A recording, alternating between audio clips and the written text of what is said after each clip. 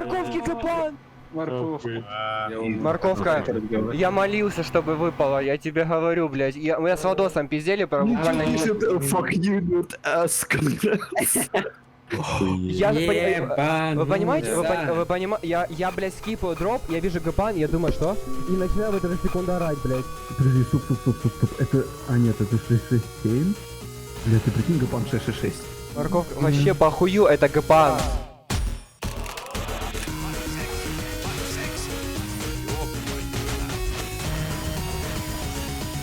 Австралия.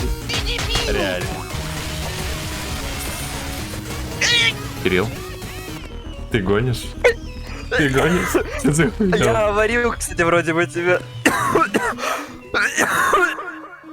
Примерно с этого момента и начались наши приключения. 15 февраля 2025 года. Этот день стал решающим в моей судьбе на ближайшие месяцы. Самого факта того, что впервые на моих глазах кому-то выпала золотая сковорода, а тем более человеку, который постоянно сидит с нами в Дискорде, уже хватало для солидного заряда мотивации. Мотивации сыграть 100 дней тура 2 города подряд. Спойлер, это была крайне плохая идея как с финансовой, так и с моральной точки зрения. Формально такой эксперимент означал то, что ближайшие 3 месяца наши головы будут заняты одним лишь МВМ, что даже на бумаге звучит пугающе, а на практике оказалось, впрочем, сами все скоро поймете. В этом безумии ко мне присоединились Кирилл и Бэр, а также я периодически стримил свои злоключения, поэтому я почти никогда не был одинок в своих терзаниях. Так вышло, что еще до выпадения золотой сковороды морковки мы уже играли около недели подряд по туру в день стабильно, поэтому этот катализатор стал знаком скорее ниже, не останавливаться на достигнутом, поэтому началом отсчета было решено считать 8 февраля, конечной точкой 18 мая. Сумма в 100 дней была выбрана мной для простого подсчета процентажа в дальнейшем, да и согласитесь, звучит красиво. На момент начала челленджа последний Австралии падал мне 82 тура назад, и моей основной мотивацией было посмотреть, насколько долго это будет продолжаться. Однако в рамках челленджа от моих прошлых скитаний по 2 городам останется только эта статистика. В остальном же для чистоты эксперимента притворимся, что я только начал играть в МВМ, и в самом начале я нахожусь на нуле, ни в плюсе, ни в минусе. Я редко прошу, но все же, пожалуйста, поддержите этот ролик лайками и комментариями, потому что все это далось нам крайне нелегко, а ролик получился весьма интересный. Хочу, чтобы он не утонул в рекомендациях, не смею больше задерживать, спасибо. Первым делом я решил выкупить обратно свой родной газировщик со спелом, странными счетчиками для МВМ и идеальным для меня эффектом профессионального убийцы, который я продал вместе с остальными МВМ оружиями, когда мы взяли перерыв от казино, замаскированного под игровой режим. Его владелец решительно отказывал моим самым щедрым предложениям, мотивируя это тем, что активно с ним играл, но, вспомнив слова мудреца морковки. Просто помните, что у любого not for sale есть своя цена.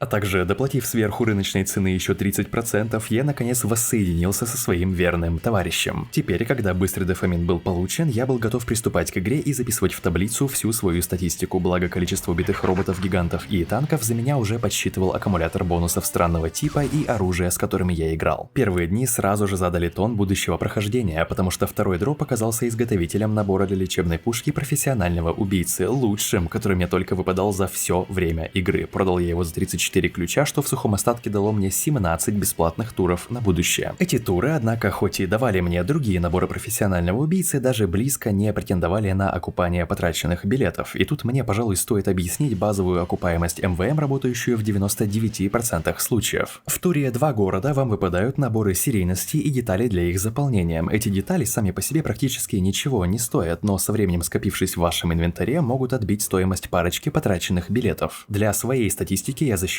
только те детали, стоимость которых на момент записи ролика превышала 1.33 рефа. Дешевые детали ценой в 2 оружия я в таблицу не вносил. Были детали и подороже, стоимостью по 2.88 рефа. Их всего 2 вида: неповрежденный валютный желудок робота, которых мне выпало 26 за все 100 туров, и неповрежденная мозговая лампа робота, которых мне выпало 28. Общая их сумма за все туры составила 2.25 ключа, что окупает один из 100 туров полностью. Однако в таблицу я эти детали вносил по стандартной цене для простоты подсчета. Прохождение 100 туров и запись дропа после каждой пройденной карты показали мне, что в среднем вы получаете по 4.65 дорогих деталей за одну карту. Это в среднем около 24,8 рефов за целый тур в одних только деталях роботов. Разумеется, про то, как выпавшие детали медленно, но верно заполняют ваш инвентарь и от них нужно постоянно как-то избавляться, вообще молчу. Далее идут наборы серийного убийцы, гарантированно выпадающие после прохождения всего тура. Их средняя стоимость без учета дорогих наборов за 100 туров у меня составила 0.5 0.25 ключа. Прибавив к этому среднее количество наших деталей, получаем практически гарантированное среднее значение получаемых с одного тура двух городов обратно денег в количестве 0.61 ключа, или же около 42 рефов. Это означает, что как минимум один затраченный билет стоимостью 35 рефов вы точно отобьете, просто отыграв тур, вне зависимости от того, получите вы Австралии или дорогой набор серийности или нет. Практически гарантированное это число только потому, что вам может в скобочках повезти, и вы получите набор серийности на грандиозного убийцу, падающую звезду, лигерморф и прочие дорогие и редкие оружия, спрос на киллстрики для которых кратно ниже предложения. В таком случае остается надеяться лишь на детали, средняя стоимость которых за прохождение всего тура составит в среднем 0.36 ключа, что не отобьет и цену одного билета. Примерно такими и были еще 18 туров после выпадения мне набора профессионального убийцы на лечебную пушку. Ничем особенным они не отличались, разве что сразу стало ясно, что играть 100 дней подряд — то, к чему мы были не готовы. На начало марта у меня был запланирован 10-дневный отпуск, первый за 6 лет перерыв от повседневного присутствия канала в моей жизни. Это означало то, что нам нужно было отбить его заранее, играя по 2-3 тура в день вместо запланированного одного. И если на этот момент это еще не стало проблематично и было в какой-то степени даже волнующе, то от скуки и однообразности бежать было некуда. Мой типичный день в конце февраля выглядел так: проснулся, умылся, почистил зубы, поел и начал играть свой первый тур. Именно тут я понял, что пытаться попасть на последние волны карты, отметив галочку «Искать начатые» — вполне рабочая стратегия, которая позволит мне сократить общее время прохождения челленджа, потому что тратить по 7,5 часов в день на прохождение 3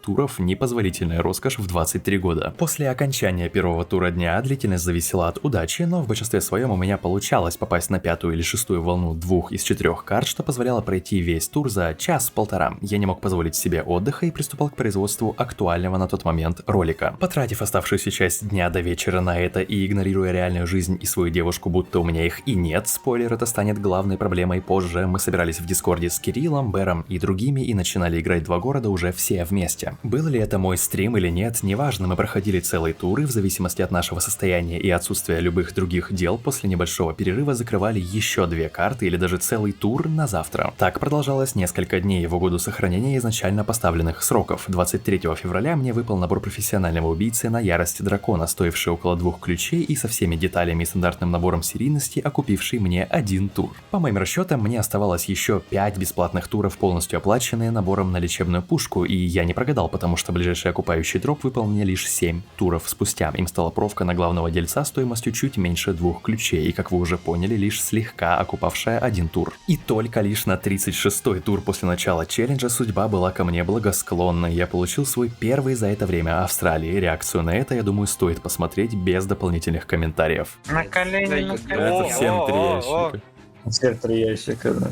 И всех сосать? О, наконец. Наконец-то, блядь, наконец-то, Чё это там? ахуй. Чё там? Чё там? Австралия. Я за 16 туров активно жить.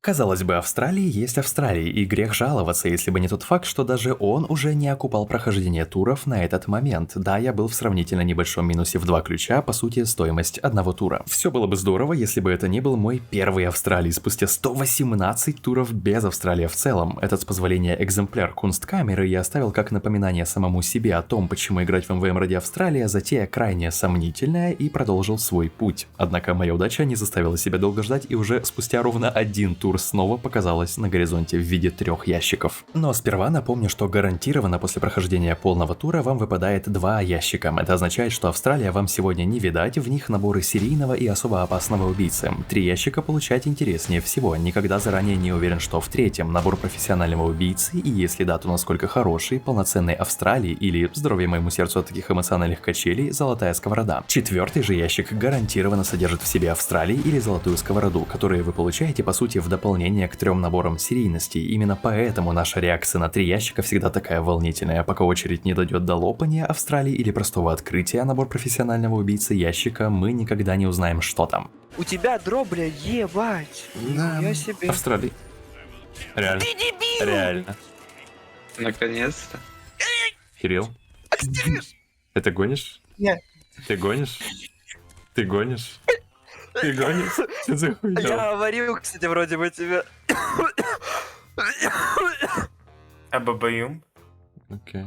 Это было похоже на абсурд. 2 огнетопора, каждый по 8 ключей практически подряд. Конечно, это все еще лучше, чем ничего, но знаете, что было бы еще лучше? 2 ракетомета или хотя бы 2 липучкомета подряд? Хорошо, приняв свою судьбу, я отметил, что хоть Австралии были крайне заурядными, они вывели меня в кратковременный плюс с запасом на 3 будущих тура. С таким настроем я отправился в свой 10-дневный отпуск, отдохнул душой и телом, провел незабываемое время вне дома и сыграл 2 тура в номере отеля на своем ноутбуке. Наверное, этот больной мозг уже не вылечить. Они не дали мне ничего, кроме сравнительно уникального опыта игры в необычных для меня условиях, ровно как и последовавшие после них 6 туров без знаменательных событий. Именно этот перерыв от МВМ позволил мне и ребятам из Дискорда не сойти с ума от постоянного гринда туров, и именно он позволяет в какой-то степени назвать мой челлендж неполноценным, поскольку показал важность перерывов от однообразной деятельности, которые начнут учащаться ближе к концу 100 дней. На 47-й тур, практически середину, кажется, бесконечного челленджа и 1,5 месяца постоянного присутствия МВМ в моей жизни, мне выпадает набор профессионального убийцы на охотника стоимостью около 2,5 ключей и выводящий меня в плюс на ключ. Общий минус за 47 дней, 5 и 3 ключа. Все здорово, только за 2 тура до и после этого сначала Беру выпадает лечебная пушка из Австралии, а потом это Мислав Кириллу. Вы справедливо заметите, что 40 и 20 ключей не такой плохой результат, и я соглашусь с вами, потому что мои 2 Австралия, выпавшие к тому моменту, даже близко не сравнятся с этим. До следующего моего Австралии осталось всего 6 туров, но прошлый я этого еще не знал. 54-й тур челленджа. Давай. Читай. Эй! 2-0. О, Снайперка. Нормально, то есть. Шо? Ой! Да! Какое говно! Ну нормально, амбассадор. Ужас. Ну типа, это все равно неплохо. Ну У тебя да. ж по статье, господи, по статистике, у тебя Ну да, типа это честно. не минус сейчас большой, Да, да. это Да, это все еще лучше, чем огнетопор, но лучше лишь на 3 ключа. 11 ключей, полученные мной от продажи амбассадора, даже не смогли вывести меня в плюс в общем зачете, однако снизили общий минус с 12,5 ключей до 3. Даже несмотря на это, стоит в конце концов обратить внимание на слона в комнате. Ментальное состояние. Добровольно поместить себя в условия 100 абсолютно одинаковых по своей структуре дней — сумасшествие, и мы пошли на это. Стоит отметить, что к этому моменту мы точно не были новичками в МВМ. 332 тура за спиной у меня, не меньше у Кирилла и Бера, другими словами, минимум 700 часов на 2 городах и ментор в виде морковки. Если бы мы были новичками, я почти уверен, такой челлендж показался бы нам куда более легким в моральном плане. Мы бы не до конца понимали, что делаем, постоянно узнавали бы для себя что-то новое и не заскучали. Однако, заучив все нужные карты, словно игру в шахматы, где каждый ход противника вплоть до последнего известен с самого начала, все стало походить на затяжную пытку день ото дня, иногда даже по несколько раз за сутки. Даже время от времени появлявшиеся в наших головах и совсем не походящие на мету-тактики вроде солдат с бизонами и снайперов с луками могли лишь на время отвлечь от общего состояния усталости. Вследствие этого и так постоянно летящее время стало еще стремительнее, словно песок сквозь пальцы пропадать в никуда. Усугубляло ситуацию и то, что основной нашей задачей каждый день было как можно быстрее закрыть тур. Для такого спидрана нужны слаженные действия всей команды и отсутствие каких-либо, даже самых малейших ошибок, которые могут затянуть процесс и без того нудного прохождения. Играли мы из пати в 2 или 3 человека, а остальные игроки были рандомами. К этому моменту мы по сути уже играли в некий Teammate Guesser. Ты еще не выбрал класс, а уже видишь низкие туры и решаешь не испытывать судьбу и попытаться найти команду поопытнее. Такие рероллы совершались постоянно, и порой даже найдя наполовину пройденную карту и увидев, по какой причине из нее вышел игрок, легче было найти нулевую карту с другими тиммейтами, прохождение с которыми не вызовет трудностей. Конечно, все это изматывало. Помимо этого, лично я столкнулся с еще одной проблемой — отсутствием какого-либо времени на что-либо, кроме роликов, стримов и МВМ. На качестве моей личной жизни это тоже не могло не сказаться. Девушка постоянно и, будем откровенны, справедливо упрекала меня в бездумном решении, принятом 1,5 месяца тому назад, и на фоне этого происходили неоднократные стычки интересов. Грубо говоря, примерно между всем в этой жизни и турами МВМ я день изо дня сознательно выбирал последние. Дни сурка летели один за другим, и примерно к этому моменту меня начинало тошнить от одной только мысли о возвращении к МВМ, но больше половины пути уже за спиной, останавливаться было нельзя. Не успели следующие за амбассадором 5 туров пройти в штатном и чрезвычайно скучном режиме, как мне снова улыбается удача, но в своем уже ставшем привычным амплуа. Слава богу, это ты. Стика. Итта? Ура! Да! Ура! Ура. 4-й Давай. уебан. Это интересно. Самосуд. Я Какой? только думал о нем, потому что не упадает.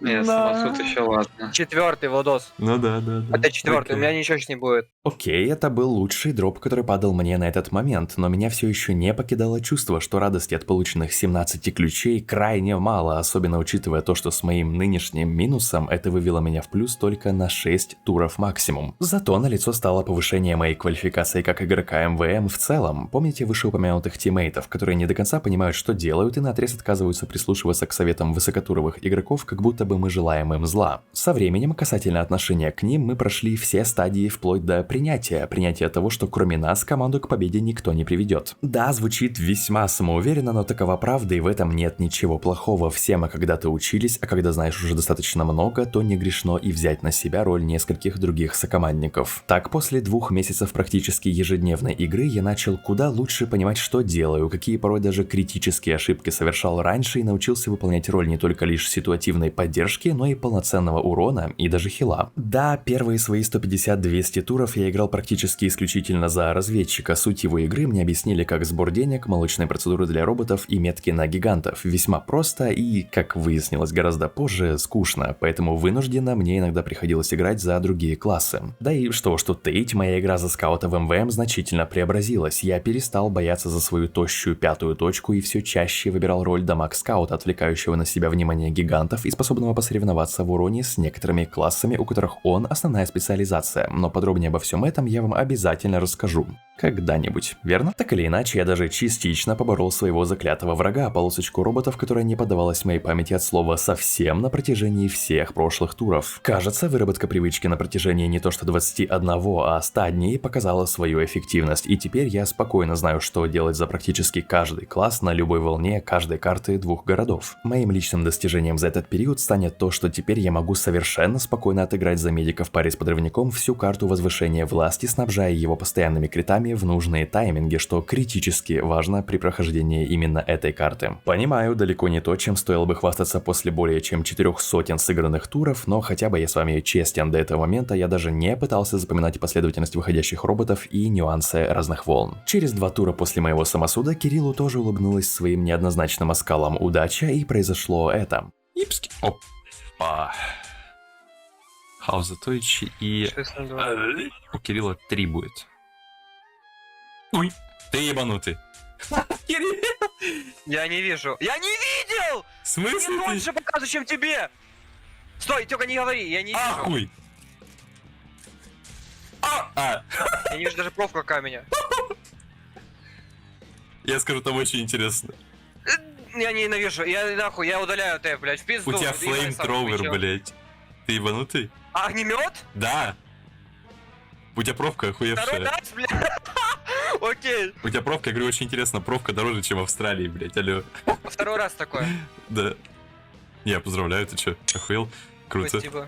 Это прекрасно демонстрирует, почему 2 города являются лучшим туром для прохождения во всем МВМ. Вам может выпасть и Австралии, и изготовитель набора профессионального убийцы, который притом будет стоить в разы дороже первого, как Кириллу. Менее 6 ключей за кровопийцу и от 16 и выше за изготовитель на огнемет говорят сами за себя. Прочие туры не могут даже близко похвастаться такой окупаемостью, если только вам не падает Австралии. В это время с моим дропом пока все тихо, время от времени падают профки, но на оружие ближнего боя и стоят они копейки. Настоящий бич нашего челленджа, как вдруг через 2 тура после прошлого Австралии Кирилла мы видим следующее. Так, всем ап. Дроп. На немецком. Ебать! Ебать, ты! 4 ящика! Ты чё, блядь? Я нихуя не услышал. 4 ящика! Я похуй. 4. Кому? Мне, Стережинган. Имба! Что? Пожалуйста, пожалуйста. Йо, нормально. Мне Ебать, ты балбес, Вот пиздец. то. 4 нахуй. Сколько раз подряд почти ты выбил? Я снова загораюсь идеей получения Австралии, но следующая удача будет ждать меня не скоро. Я бы даже сказал, что она придет ко мне как вознаграждение за мою преданность этой идиотской идее, но об этом позже. На 77-м туре у меня стоит отдельная заметка, пониженное внимание, и на этом также стоит отдельно задержаться. Кажется, что 2,5 месяца практически беспрерывной игры оказали такое влияние на наши мозги. Не один за собой такое наблюдал, что произошла некая автоматизация процесса. Не раз мы ловили себя на том, что наши глаза полностью расслаблены, спокойны и даже не пытаются фокусироваться на экране, а смотрят как бы сквозь него. Притом наши действия были абсолютно корректными, заученными наизусть. Это одновременно как пугало, так и давало мозгу расслабиться в тепличных условиях хорошей команды от постоянного контроля за происходящим на экране и репетативности процесса. Примерно в этот промежуток времени я перестал быть инициатором сбора для игры в МВМ, а мое место занял Кирилл, ежедневно напоминавший мне о нашей миссии и подбадривал, конечно, как умел. В итоге я даже в свое относительно свободное время все равно не мог избавиться от мыслей про 2 города, и на 83-й тур произошло то, о чем мы могли ранее только шутить. Мне начал буквально сниться МВМ 2 раза за 10 дней. Сюжет этих снов были крайне абсурдными, мол, я сталкиваюсь на лестнице с какой-то бабушкой, и мы с ней сидим на перилах, обсуждая жизнь, вдруг из ниоткуда появляется роборазведчик, и я то ли стараюсь храбриться перед ней, то ли из проверки собственных сил пытаюсь остановить его, встав на пути его движения. Он игнорирует меня и сметает с пути, попутно ударяя своей битой мне по спине. Мы отшучиваемся после инцидента, а следом за скаутом появляется уже солдат-гигант с летящими в нашу сторону крит-ракетами, и я выдаю что-то вроде «А этого мы уже не остановим». Другой сон был куда прозаичнее. Мне выпадает какой-то несуществующий Австралии вроде землекопа. Я проснулся в моче. Шутки шутками, а такая динамика показывает лишь то, что необходимо было брать минимум недельный перерыв от МВМ, а уехавшая на полмесяца девушка дала идеальный повод собраться с силами и отыграть по 2-3 тура в день, чтобы освободить в будущем окно под отдых. Так мы и сделали. Прохождение этих туров ничего знаменательного не принесло, кроме выпадения лечебной пушки из Австралии. Бэру, конечно, кому как не ему весь мед, и мы взяли долгожданный перерыв в 10 дней. Занимательно, что последняя заметка перед отдыхом — это 90-й день подряд, по сути ровно 3 месяца. Он был отмечен в моей таблице как полное отсутствие желания играть в это. Отвлечемся от этого тяжелого времени и посмотрим, сколько роботов, гигантов и танков мне удалось уничтожить за все 100 туров. Мой газировщик, который я выкупил специально ради этого прохождения, насчитывал 13 800 уничтоженных роботов, чуть более чем 1000 гигантов и 184 танка, при том, что за разведчика я играл гораздо реже, чем раньше. Всего же, согласно моему странному аккумулятору бонусов, за 100 туров я использовал 6750 бонусов из фляги, в среднем по 67,5 за тур или 16-17 за карту. Не так много, как я думал, но объясняется тем, что за одни классы вроде медика и инженера требуется использовать куда больше бонусов, чем за остальные. Роботов за все классы и 100 туров я уничтожил 56 777, то есть в среднем по 567 роботов за один тур или 142 робота за карту. Неплохой результат как для того, кто редко выбирает подрывника или снайпера и большинство времени играет на солдате, медике и инженере с разведчиком. Что касается роботов-гигантов, то их за 100 туров было уничтожено 3847 штук по 38,5 за тур и почти 10 за одну карту соответственно. Не знаю, хороший это результат или нет, но циферки на счетчике растут, а я доволен. И наконец я помог в уничтожении 832 танков, в среднем по 8 за тур из 9 возможных, если я все правильно посчитал, что неплохо, потому что важно умело задействовать свои ресурсы и стараться по возможности распределять свое внимание на несколько направлений разом: роботы, танки и помощь команде. После такого перерыва на статистику для нердов вернемся к перерыву другому, игровому. Этот перерыв, однако, желание возвращаться на уютные улочки Ротенграда и села Манхеевки, как мы успели прозвать их между ребятами, не прибавил. Напротив, все это время в воздухе висело тяжкое осознание того, что неизбежное лишь откладывается, и с оставшимися 10 турами уже все могло было бы быть кончено, но ментальное состояние было мне дороже, поэтому я фокусировался на личной жизни, производстве роликов и в кои-то веки небольшом отдыхе. Отдыхе, который довольно быстро закончился. Отчетливо помню момент, когда нам оставалось доиграть всего 7 туров из сотни, но я уже просто наотрез не хотел даже притрагиваться к кнопке и играть, несмотря на то, что путь к ней уже записался на подкорку моего мозга и выбирался из меню игры рукой автоматически. 91 тур — набор на нож, проданный мной за 12 ключей. 92 тур — набор на базарную безделушку, почти 7 ключей. Врать не стану, такое возвращение было лучшим, какое я мог бы себе представить. С моей удачей на дорогие Австралии до этого момента наборы профессионального убийцы уже могли считаться прямыми их конкурентами по общему профиту. Следующие 6 туров не принесли ровным счетом ничего интересного, даже напротив, за них мне умудрились выпасть наборы серийного убийцы на Люгерморф и грандиозного убийцу, а как мы помним, если они выпадают, то эффективно уводят нас в страшный минус по окончании тура. 99-й день, предпоследний шаг в закрытии страшного челленджа, который я сам себе и придумал. Будем откровенны, шанс на изменение статистики с общим минусом в 19 ключей на этот момент близок к нулю, но великий ротенбургский рандом решил под конец раскачать мои эмоциональные качели на полную. Главное быть не первым, и чтобы мы были в разнобой. Потому что мы постоянно один за другим. Разнобой, бой. Ебать! 99-й. 99-й. Подожди, стой! Гэмблеры останавливаются лишь на 99% гамберов останавливаются перед, блядь, блэкбокс. Окей, ладно, сойдет. Окей, Ну, не буду окей, выебываться. окей, да. 4 да. ящика, Влад, 4 первым, как и мне ящика. тогда. Второй раз за жизнь. Хомрекер 4 ящика. херня, Fire Horseman Green. Окей. Я сейчас 602. Я дам! Мало того, что это были мои первые 4 ящика за эти 100 дней, так это были в целом вторые мои 4 ящика за более чем 400 туров, что ощущалось, признаюсь честно, как часть одного большого сценария, автором которого я не был, идеальный дроп под конец челленджа. Последний 100-й тур мы решили отыграть стаком из 6 человек, где на последнюю карту каждый из нас купил бы командную надбавку, абсолютно бесполезный билет, который никто из вас и ни при каких условиях не должен покупать. Все это было сделано, чтобы точно не получить легендарные 602 в самом конце челленджа и посмотреть на то, как будет выглядеть дроп, когда у всех в лобби есть командная надбавка. Забавный опыт, но ничего существенного он никому из нас не дал. Так мы избежали ошибки выжившего и можем ответственно заявить, что надбавка не дает ровным счетом ничего, кроме обычного оружия или, если повезет, шапки. 100 туров были официально завершены, и мы испытали такое облегчение, сравниться с которым могла только моя защита диплома пару лет тому назад. Наконец, можно выдохнуть, перестать жить по самому нездоровому из возможных графику и приступить к самому интересному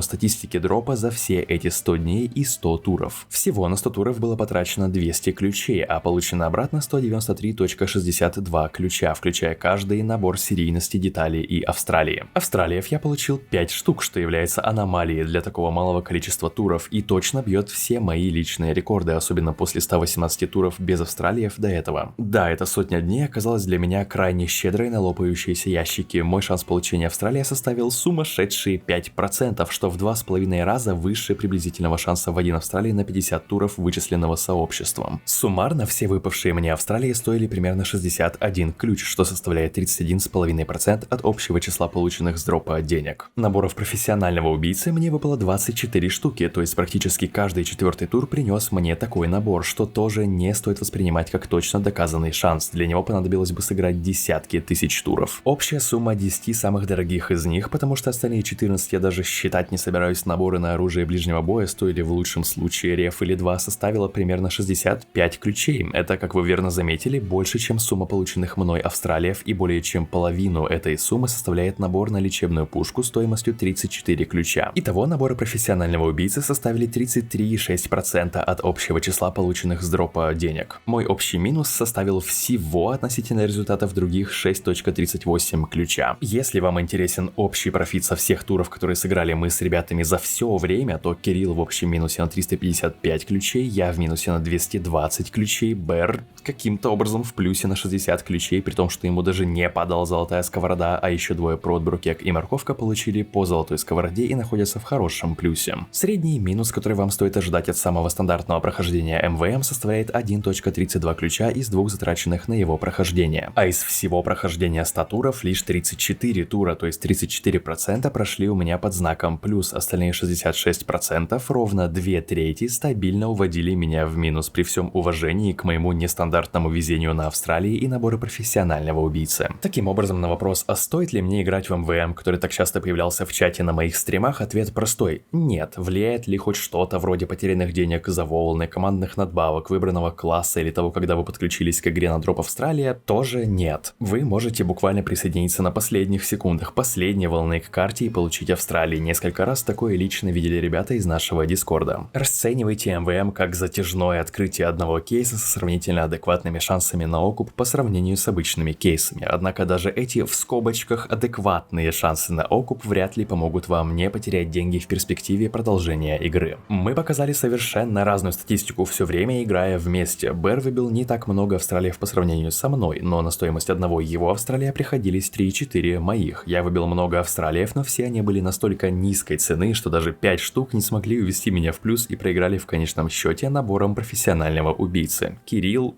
привет. Повторим ли мы этот челлендж? Боюсь, что да, только с учетом прошлых ошибок. Мы больше не будем играть 100 дней подряд, а просто сыграем 100 туров. И не 2 городов, а неизведанно для нас земли. Инжи Меха, где из дропа либо Австралии, либо ничего. Спойлер, пока я готовил этот ролик, мы уже сыграли 17 из 100, и там уже есть о чем рассказать и что показать. Относитесь к своим деньгам ответственно и помните, лучше стабильный доход, чем минимальный шанс на большие деньги. Эта скользкая дорожка ни к чему хорошему вас не приведет и тем более не научит ценить и использовать использовать разумно деньги. Не повторяйте наши злоключения, только если не уверены в своих доходах и свободных деньгах на 500%. Таблицу из ролика я прикреплю в своем телеграме по ссылке в описании. Буду очень рад вас там видеть. Выкладываю туда только самые свежие новости ТФ2, объявления о новых роликах и стримах, а также изредка делюсь новостями из своей жизни. А пока что благодарю всех спонсоров на Бусти и донатеров на стримах, которые поддерживали нас все это время, а также всех тех, кто просто составлял компанию на стримах. Ссылки на Телеграм и группу Steam в описании. Всем удачи и до связи.